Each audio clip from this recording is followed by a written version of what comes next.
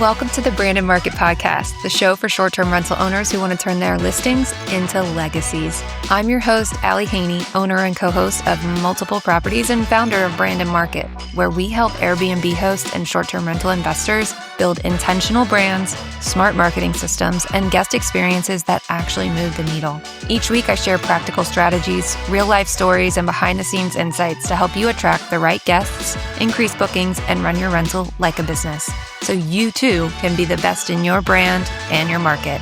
Let's dive in. Hello and welcome back to another episode of the Brandon Market Podcast. I'm your host, Allie Haney, and today with me I have a special guest, Ian Joseph. I first crossed paths with Ian in Action Academy, which is a mastermind / education program / literally anything else you could need as a small business owner hoping to be one. And I think I didn't realize how exceptional it was that Ian was one of my first 5 connections within Action Academy. You get paired at the very beginning of the program with people that have similar interests with you and might be a little bit farther along in the journey than you. So Ian was like in my first 5 connections, and I'm really grateful for that. He is currently a commercial banker. He lives in DC and has his hand in a lot of different real estate investing veins. And I'm super excited to be able to jump in today and kind of just get to know what you got going on and the future of Branch and how you got to where you are today. So without further ado, I'm going to hand it over to you to give a little bit more insight into your background. Awesome. Thanks, Allie. I'm super excited to be here. Fan of your podcast. You do great work, and it was great that we met through Action Academy. Can't wait to talk and see what kind of questions you have for me. Just quick background. As you said, I am a commercial banker and have been for 18 years. Prior to that, I worked in commercial construction. And prior to that, I was in college and studied civil engineering. And all of those things and experiences that I've had through school, as well as my career so far, have culminated in what I'm building now, which is a hospitality development company, short-term rental property management company, and we're even doing some consulting as well, both for short-term rental property management companies and folks like us who want to build micro resorts or do neat design forward repositionings of boutique hotels. That's all I've got going on. It's just a few things, but I'm only doing this now, the hospitality development, because of my start in short-term rentals, because I wanted to have a mountain house for my family. And what I didn't know at the time was how I would fall in love with the hospitality side of that and welcoming guests, creating spaces for people, families, couples, even individuals who just want to get away by themselves, creating spaces that they can make memories and get away and rejuvenate. The cities are amazing. I live in a city, Washington, D.C. I love living here, but I also love getting out of here. And so that's how Branch was born. And that is what we are looking to do more of in the future. That's incredible. So you started out with the one mountain property. Was that in West Virginia as well? Correct. Yes. So I was looking in areas all around Washington that were within a 3-hour drive for my first property. Like I said, it was just going to be one. What I found was that the state of Virginia, where you have business, was attractive from I love Virginia. I love all parts of it. I love the Shenandoah Valley. I love the Shenandoah National Park. When I put my banker hat on and was looking at numbers, I found a little bit of an inefficiency, because when I kept going north from Virginia along the Shenandoah, got to the West Virginia border when I was looking at properties and crossed the line, and the prices just were better. And so I looked more into West Virginia. I'm trying to figure out, well, why does virtually the same house on the West Virginia side on average cost 30% less than the Virginia side? Well, there's a Virginia premium because Virginia has a great reputation and a history of hospitality. West Virginia, still is kind of the underdog. And I do love an underdog story. So I like the financials. And so I found one town and then a second town, which I'm sure we're going to talk about, in West Virginia. I've totally fallen in love with the state and the people and everything about it. And one day maybe I'll have something in Virginia as well if I can afford it. It's so funny that you say that because being from Virginia, I'm from originally right outside of Charlottesville. So, growing up from, I want to say 3rd grade to 8th grade, every year we would go to Monticello, like the home of Thomas Jefferson. And so you get really desensitized to the sheer amount of history and architecture that's there, the wineries that are there. It's a beautiful area, but you don't realize that you're sitting kind of just in this gold mine, so to speak, of real estate. So I totally understand. And then when we spent a little bit of time in Quantico, so not all the way in DC, we lived a little bit farther south off of 95. But when we moved out of DC and went to Kentucky for a couple of years, we were running back and forth on 64 through Berkeley, West Virginia, through Charleston, West Virginia. And you're right. It's just real estate minded. You just kind of keep a search on your phone for any properties that might pop up that may be of interest to you. And it's how is West Virginia so much more affordable when it's the byway between all of these hotspots? That's exactly what I found. And the other component to my involvement in West Virginia, my investment in West Virginia, that came up through that first search is that I have this real interest and soft spot in my heart for the undiscovered in a way. And so the Shenandoah draws millions of visitors a year, but it's been discovered. And what I found in West Virginia was that in the first town in West Virginia that I have invested in, Berkeley Springs, is that it's still a bit unknown. And something about that I really love.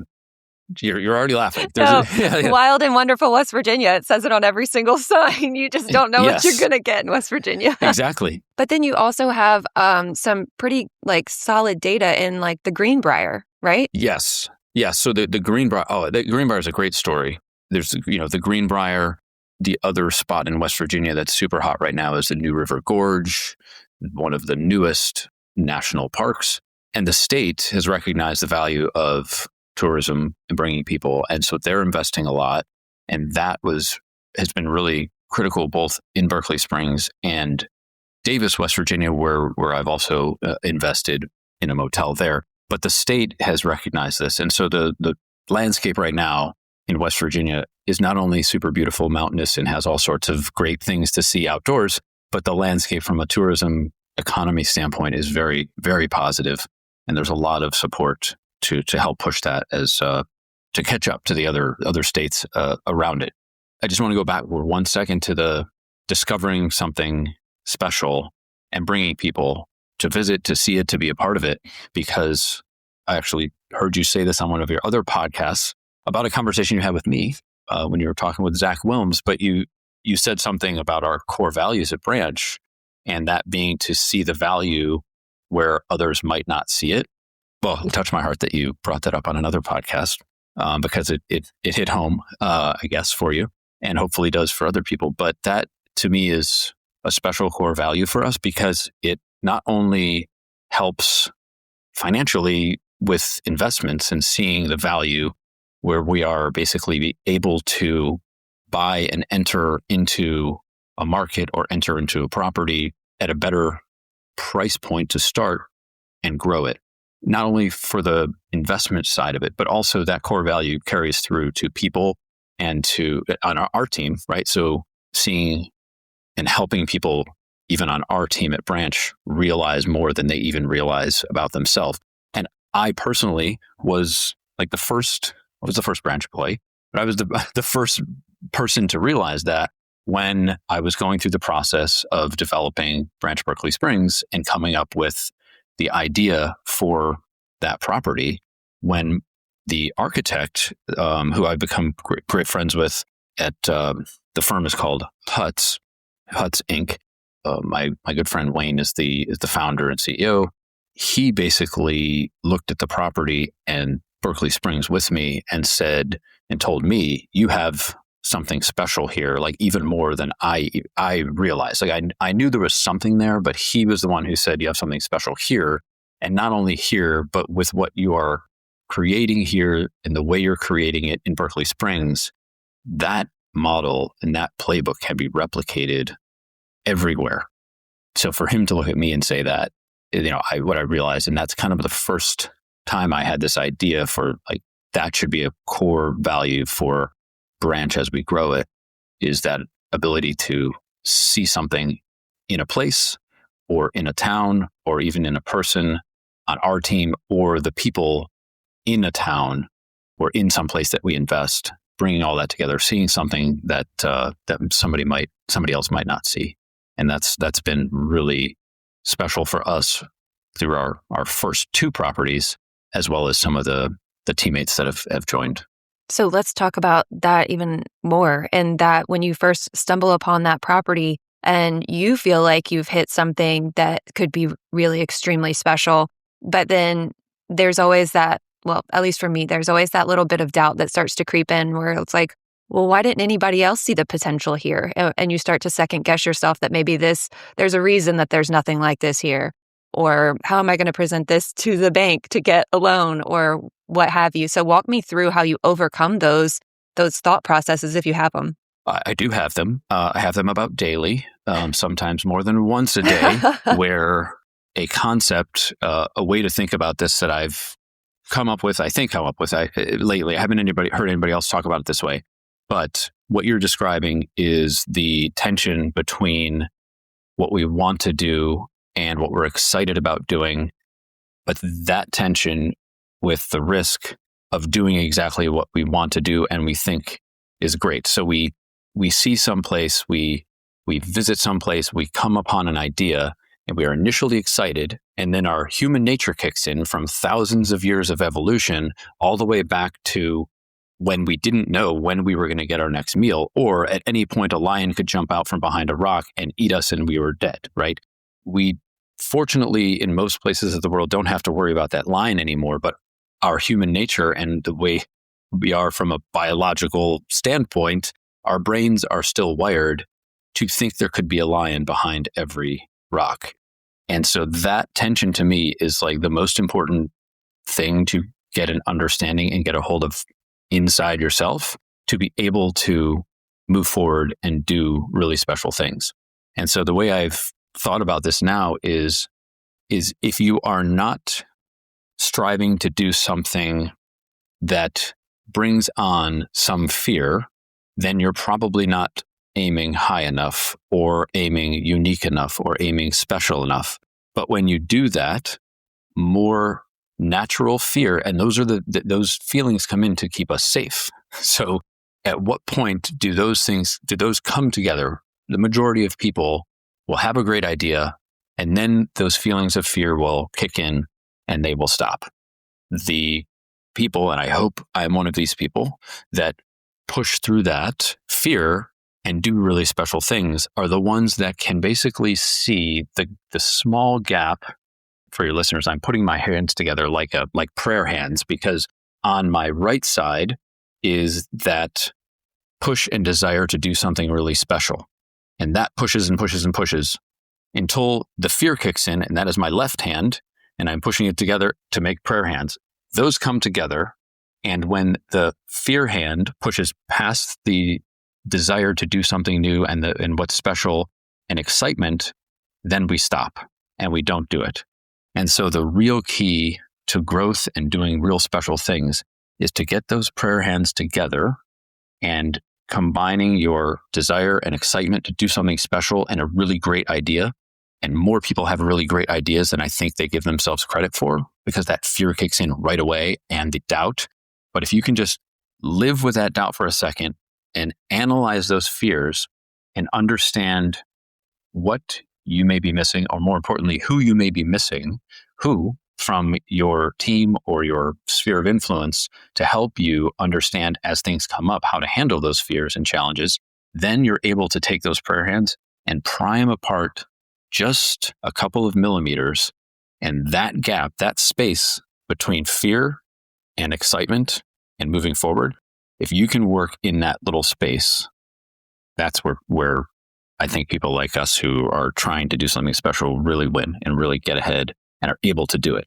And that space is small. And that's why a very small portion of the general population is able to get comfortable doing really special things, really boundary pushing things. And I hope to continue to be one of those people. that push and pull always exists. And it's healthy and it's natural because it does keep us safe. But we also have to lean into that sometimes if we want to grow. Have you ever read The War of Art? No, but I love a new book. I'm going to order it now. The concept kind of reminds me of a similar concept in that book, and that resistance is in direct correlation with the big thing on the other side. The incredible idea that you have, the closer you get to it, the closer you achieve it, the more resistance you're going to face. And I think that resistance, of course, could be external or internal. I think right now we're talking specifically about the internal, but that's kind of just really resonated with me when I first read that, because it's like when going gets hard, that I just got to keep pushing, keep my head down. I will say that sometimes it's hard to keep your head down and to know at what point is the opportunity not there anymore. At what point do we allow that fear to play its purpose, play its role? So that's kind of like, I went through that a lot when we went through our misadventure, whatever you want to call it, in Kentucky, and had to like pull back, because I think that the fear was a healthy amount of fear that I was like, okay, now I need to reevaluate this opportunity. So it's just like a really fine balance of when those prayer hands are together, like showing the faith in yourself, to know when to like not work in that little margin too. Absolutely. Yeah, you're 100% correct. The ability to determine whether that fear is rational, completely rational, and helping you avoid a bad decision, and when that fear is an emotion and a feeling because you're outside your comfort zone, but it's not a bad decision. Like that to me is the key right there. I think you nailed it. And I'm going to get that book. I will send it to you. I'll send you the link. And I'll put it in the show notes too for anybody else that wants to read it. It's a really quick read. And of course, like my husband was even intrigued because he was a Marine. He had to read The Art of War. So the War of Art, it's like, a little play on words there. And I didn't intend for this to be a mindset driven episode. I was like, let's get into the finances. Let's talk about your background. So I am going to transition a little bit because you have that unique background in banking that I think has given you even more insight and advantage into this real estate investing world. You already talked about your beginnings with the first cabin in West Virginia, but let's start to talk a bit more about Branch Berkeley Springs as well as the Billy Motel, which are both, like you mentioned, in West Virginia. Of course, Branch Berkeley Springs in Berkeley Springs, West Virginia, as well as the Billy Motels in Davis. So I want to talk a little bit more about that because just like you have listened to my podcast, I listened to you on Brian Lubin's podcast, which is the Action Academy podcast. If you guys haven't listened to it, you definitely should. There are some really great founder stories, including Ian's. And so he mentioned on that podcast that you put $0 down on the Billy Motel, which is a boutique motel in Davis, West Virginia. Can you just walk me through that process and give me some insight into how in the world you purchased that with $0 down and whether or not you feel like your banker background gave you an advantage to be able to do that? Or is that somebody that, a layman like me that doesn't have a background in finance could do as well? It is correct that we purchased the Billy Motel with $0 down. I will caveat that by saying I never expect to do that again. And we did not underwrite it that way. And it was a very special situation that I'm happy to talk about. But my banking background, I have realized very quickly, starting with Branch Berkeley Springs and continuing to the Billy Motel and any other broker or bank that I've talked to on other potential opportunities, the banker background is very helpful, especially because in the bank, I've been on the other side of the table making loans to specialty real estate development. I never financed hospitality specifically, but a form of hospitality in senior living. These are senior apartments and assisted living facilities, as well as skilled nursing homes.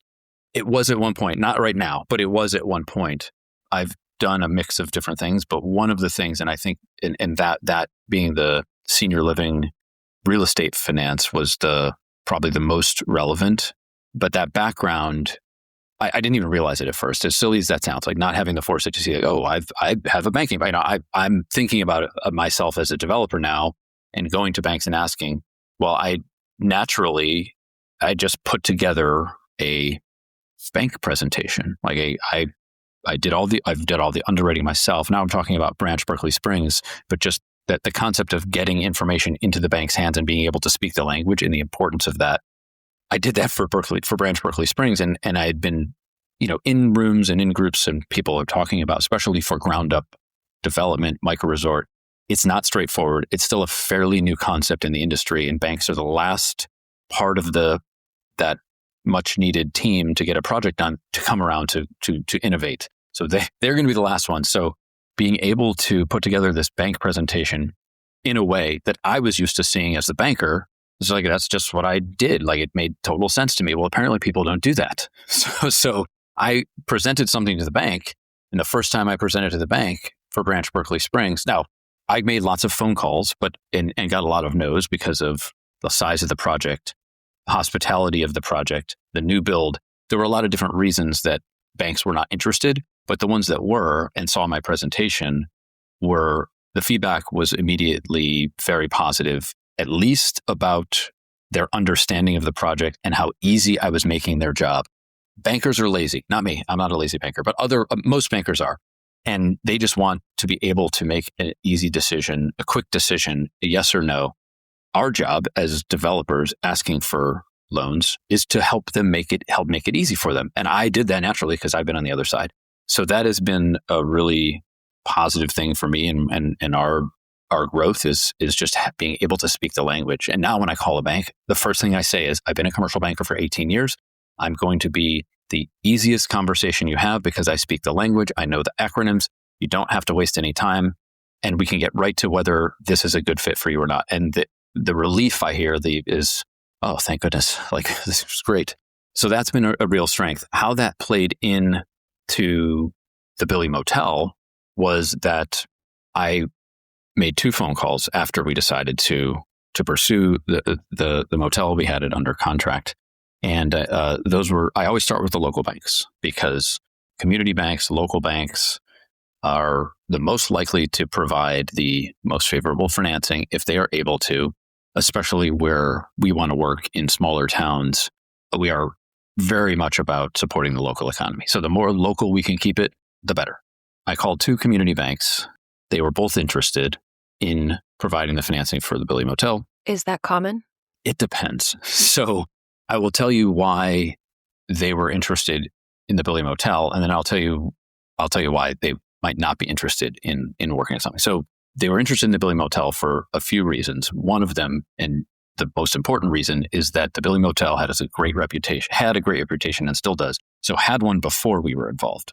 The prior owner who bought the property and developed it, upgraded it, repositioned it basically, she just did such a fantastic job of designing something special where the community wants to gather in the restaurant-ish kitchen and where travelers want to come and stay. And so it took a really special person to create what she created. And that, in selling it to us, left us with a much easier job to get financing, because everybody in Davis and Thomas and the Canaan Valley knows the Billy Motel, including the banks. And so that was the big key.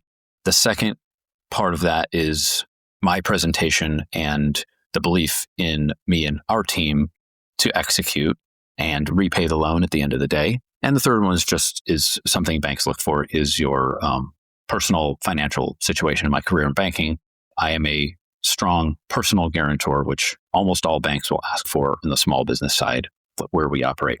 So those 3 things made the conversation very easy. Where that conversation for other projects, I will do them as well, where community bank just won't do it. Branch Berkeley Springs, the community banks would not do. The reasons they wouldn't do it is because there was no prior history. So this is a new, ground up, much riskier endeavor than the Billy Motel. So that's number one. So community banks might not be interested because they see it as too high a risk because of the industry. Hospitality is a very difficult industry to borrow in. They might see it as too much new construction. So high risk, and maybe even too big of a loan. Those are reasons why banks might not be interested. But back to the Billy Motel and how we achieved 100% financing. Again, a very special situation. So also learned something really key just keep your ears open, ask questions, be personable, and people will help. And tell them what you're doing. And this is something we learned in the Action Academy, Corporate America's least favorite podcast. Is that what it is? What we learned there is just tell your story. And so in the process of getting under contract in the Billy Motel and telling people about it, somebody I was telling in the area said, "Oh, if you need down payment assistance, there's a community development bank that helps small businesses, especially right now in tourism, with down payment assistance." I thought that sounded great. And so so I called. Basically, we had from the community bank an 80% loan to value term sheet loan. And I called the community bank, and they also knew the Billy Motel. So again, the reputation preceded us, and they were very interested in providing down payment assistance. Typically, they wouldn't provide the full 20% because they want the borrowers to put some cash in. But what I was able to talk to them about was the second phase. So first phase is acquisition, second phase is expansion. We're building 14 additional rooms, a brand new structure, and a big courtyard space to take the gathering that already happens at the Billy Motel in the restaurant, in the Ish Kitchen, and take that outdoors in the good weather and even in the winter.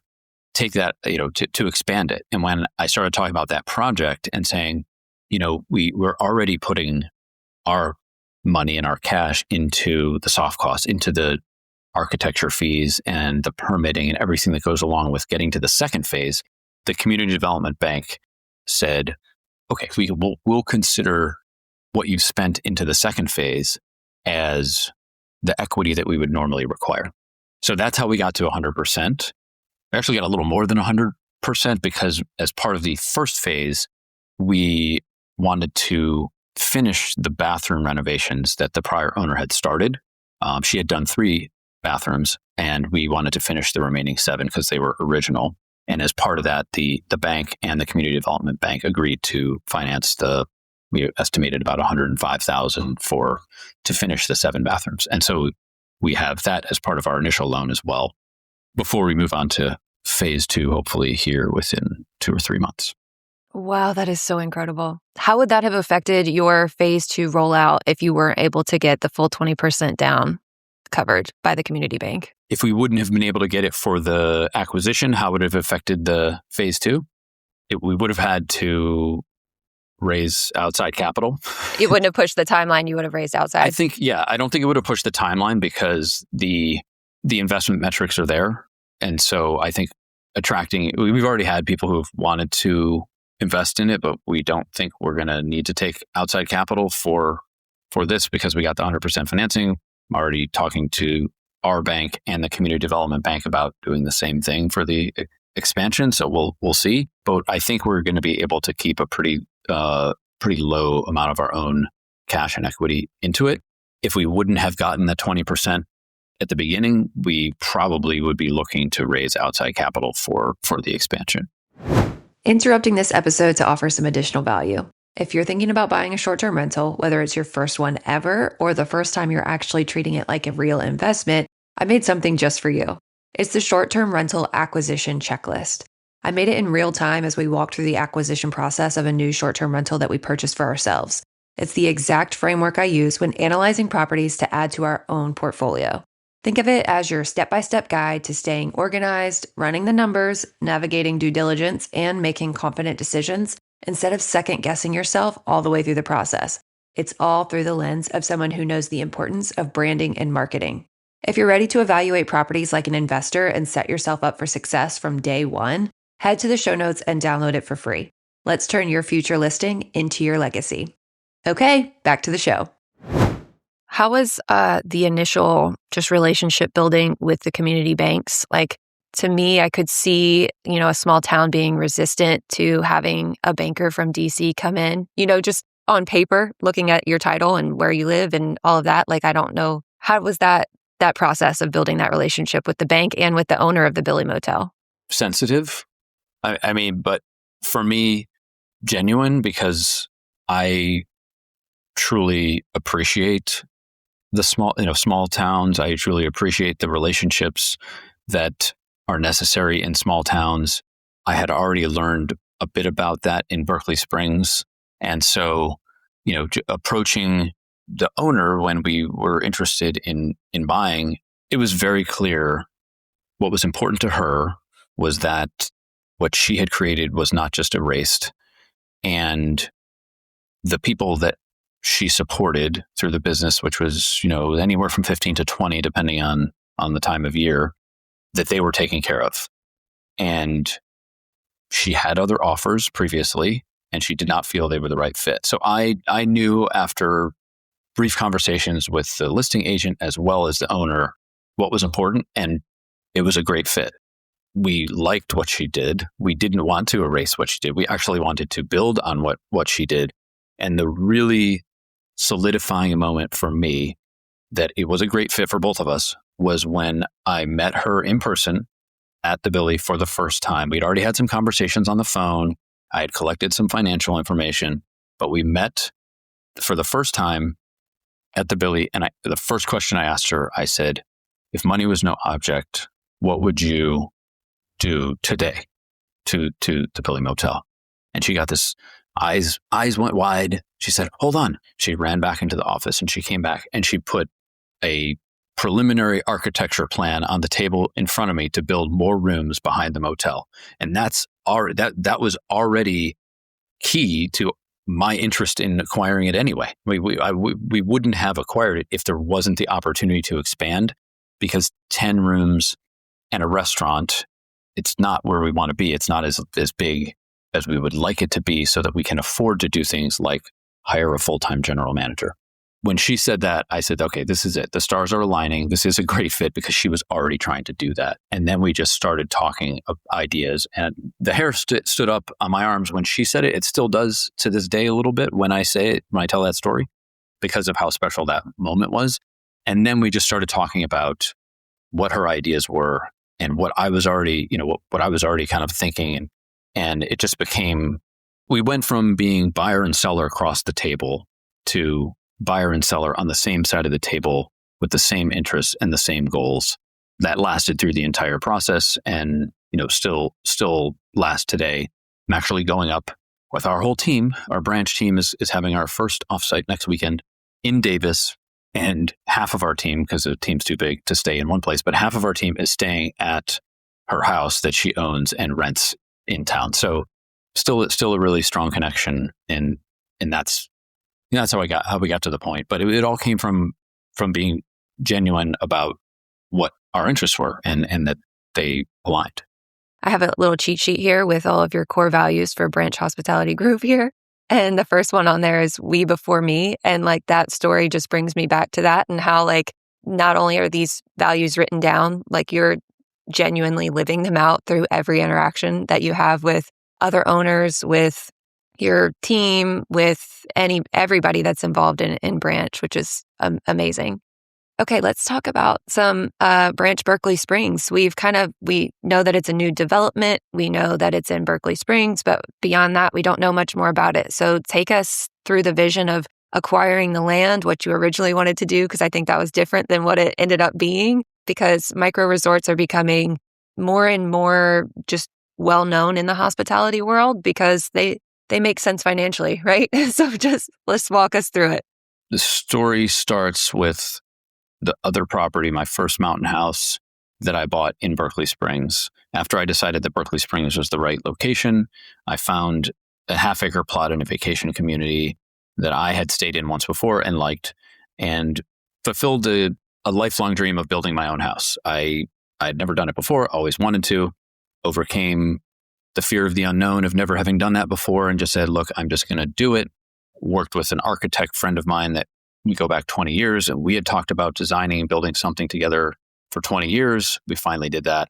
Once that project was underway and the building was happening, I kind of got a little antsy to do something else. I was still getting listings from when I was looking for property for that first one in the Berkeley Springs area, and I would scroll and delete, and this one caught my eye. I called my agent. I said, I want to see this property. 26 acres, 5 minutes from the town, but outside the incorporated limits of the town, so better from a regulation standpoint. 2 houses on the property already. And so I went to see it, and it was one of those moments where you just kind of know. Again, back to that, like seeing something special where other people don't. Maybe it has 180 feet of elevation change across the property. The 26 acres is made up of 4 individual parcels. There's like a horseshoe-shaped ridge and the valley is part of the property. So I pulled up, went out onto the back deck of one of the houses and was standing with the agent, and she was pointing to where the property limits were down in the valley and around. And it was more property than I'd ever kind of imagined owning at the time. My eyes went big. This is all part of this. And I could see there's a pond and a stream down at the bottom. And I could tell it was something special. At that time, I didn't have an interest, because I didn't really know it was possible to build a micro resort. So I was thinking about it at the time, maybe building another house or 2 and renting those as short-term rentals, or even building a house and selling it and recouping some of my investment, and then operating the existing 2 houses as short-term rentals. I'm going to pause you real quick because I feel like I know we jumped out of chronological order. So you have the one short-term rental. That's the cabin already that you built. Yes. But we're not like Billy Motel's still like far in the future. We're not there yet. We're now just focusing on this one property. Yes. Right? Yes. Okay. Sorry. That's correct. So this was fall of 2023 was when I started building the A-frame cabin that is now Branch Frog Hollow. Just a couple of weeks into that project starting, the building starting, I found this other property, which is the 26 acres that is now going to be Branch Berkeley Springs Micro Resort. That was all in the fall of 2023. The Billy Motel acquisition happened in July of 2025. So a lot of stuff happened between 2023, fall of 23, and now. Phase 1 of the 26 acre property acquisition was to fully renovate the interiors of both existing houses. And I did that between October of 2023 and March of 2024, when we opened both of those houses as short-term rentals. You close those real quick, that property? Yes. I mean, full interior renovations. It felt like Groundhog's Day, because I was so excited to get it done, get my first guests, and actually start bringing money in because I was paying the mortgage. So it was that early situation, first time short-term rental investor. It felt like it took forever, but now looking back, it was, like you said, that was really fast. October to $250,000 of interior renovations, because they needed almost full interior renovations. The only thing that we really kept were the original hardwood floors, because they had this had this special nostalgia to them, and they've worked great for the overall aesthetic and design of these houses. Opened in March of 2024. While I was renovating them, I was thinking, maybe I sell one of the pieces of land, maybe I build a house and sell it. I was never really thinking of a micro resort until I was on the Peloton, which is where most of my good ideas come, watching YouTube, which is also where a lot of my good ideas come from. I follow in others' footsteps who have done it before, and I saw a video of Isaac French and Live Oak Lake. He was interviewed by Cody Sanchez, 10-minute video that went through his project in Texas, acquisition, construction, operation, and he had just sold it. And that was the moment. Within 10 minutes, I said, that's it. That's what I'm doing on the 26 acres in Berkeley Springs. I joined his mastermind group and have learned the ins and outs of developing a micro resort, as well as the financial advantage of commercial hospitality development over residential hospitality development. And that is where we're pointed now with Branch Berkeley Springs and the Billy Motel and anything we do in the future. Very good. So walk us through the transition from residential to commercial. What got you there? It's interesting because residential real estate is the values and what you can buy something for and what you can sell it for is very much driven by comps. So what the houses down the street sell for, or what you can buy one for. Whereas commercial real estate is much more driven by the value you can add and put into a property and the cash flow from the business, the underlying business that is on the property. that light bulb went off when I saw Isaac's video. And then I started thinking, of course, because of my commercial banking background, that's the kind of analysis that I would do even on a senior living facility. Was net operating income was actually business generated cash flow and profitability, as opposed to looking at what other properties and houses sold for in the area. From a financial standpoint, that transition made a lot of sense. And that's where I wanted to go. What I didn't know at the time was how to do that. And that's why I joined Isaac's group.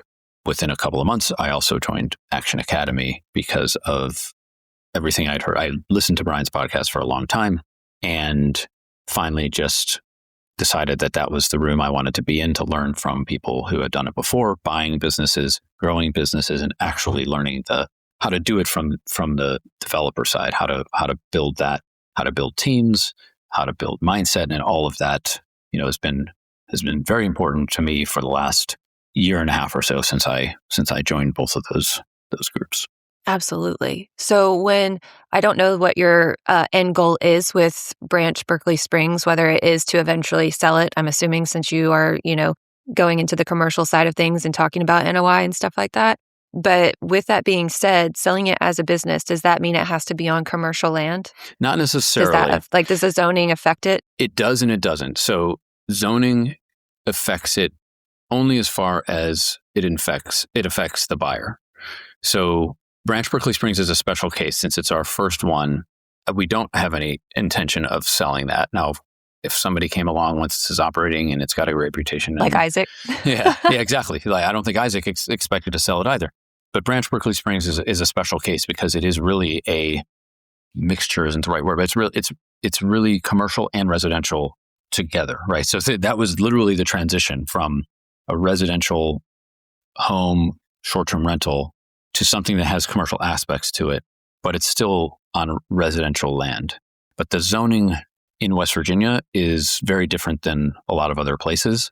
And so it's not as restrictive because it's on residential land.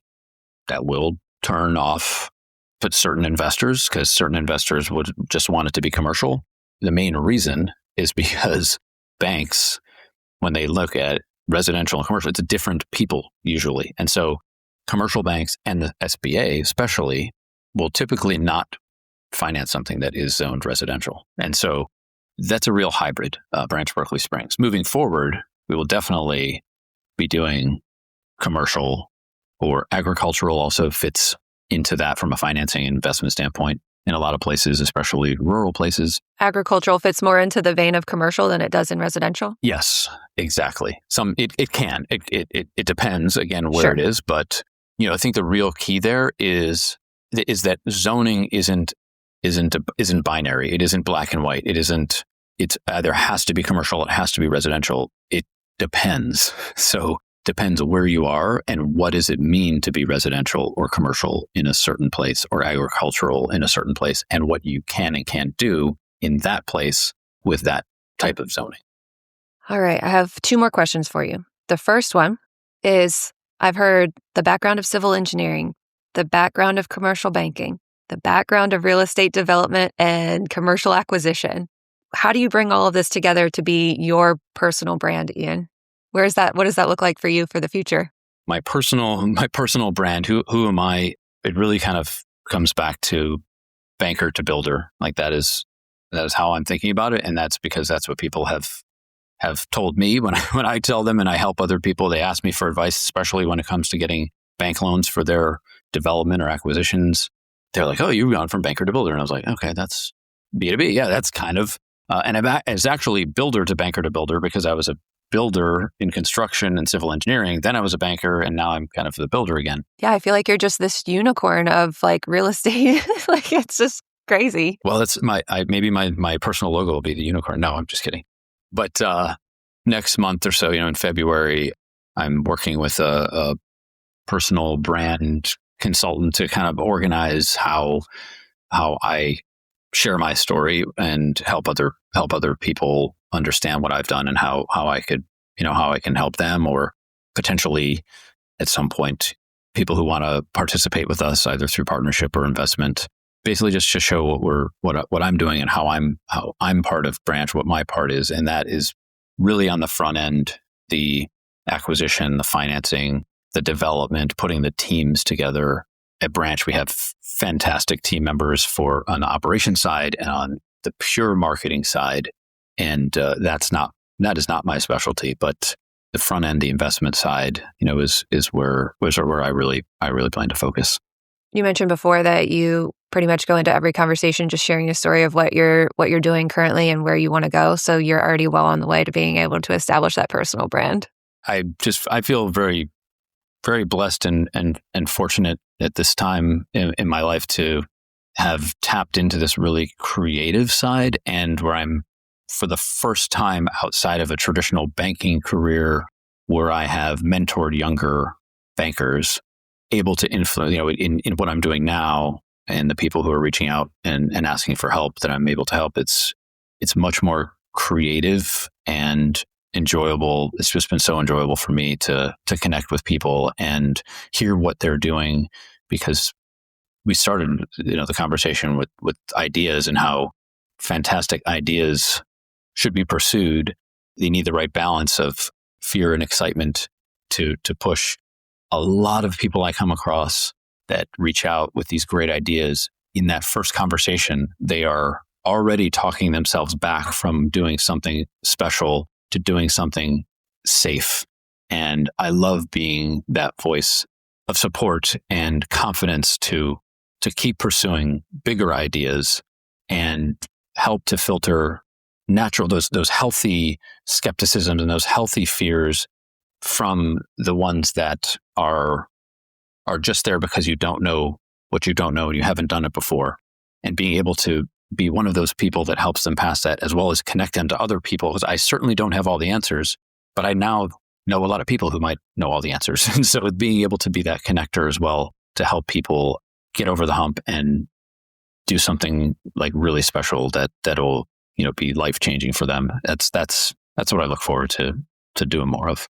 So perhaps you've already answered this in just now, but if you could give one piece of advice to the listeners to become the best in their brand and their market, what would it be?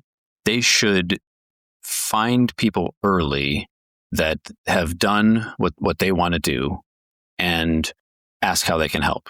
Get around them that doing something like that and not feeling like the only way to do something is to do it all yourself. To be open to the possibility that the best way forward is to do something with other people who have done it before, especially early. That's something that I wish I would have known and done earlier. I was definitely the person that said, I want to own all of this myself because it's mine and I want to grow it and have all of the equity. And I'm looking at the numbers and thinking, I can't give it away because I want to do more of this. And the only way to do that is to have it all myself. And what I really missed there early was the value of having other people who have done it before and know the things that you don't know on the team and giving them a piece of it and doing it together, because you can do things faster and better and get to the next one. And the best part about it is it's just more fun. It's just more fun to do things and do fun things and exciting things with other people than it is to try and do it all yourself. I absolutely admire your ability to grow a team within the last 2 years for Branch. So if someone wants to get in touch with you, can you give us a way to find you online? Yes, absolutely. So the best way to reach me is direct message through Instagram at ijoseph09, or anybody's welcome to email me as well it's ian@staywithbranch.com. And we got to also throw in Stay With Branch's Instagram account at Stay With Branch, as well as the Billy Motel at the Billy Motel. I look at them regularly because I love all of the content you guys put out. So I will put all of that in the show notes, as well as Ian's email address if you want to get in touch with him directly. Ian, thank you so much. It's been great. It's been amazing. Great to do this with you, and hope we can do it again sometime. Sounds great. You just completed another episode of the Brand and Market Podcast. If you found this helpful, please rate, review, and subscribe to help others find this show and so that you never miss an episode. Don't forget to take a look at the show notes for all the resources mentioned today. See you next Wednesday, and as always, I'm here cheering you on as you build your dream brand and business.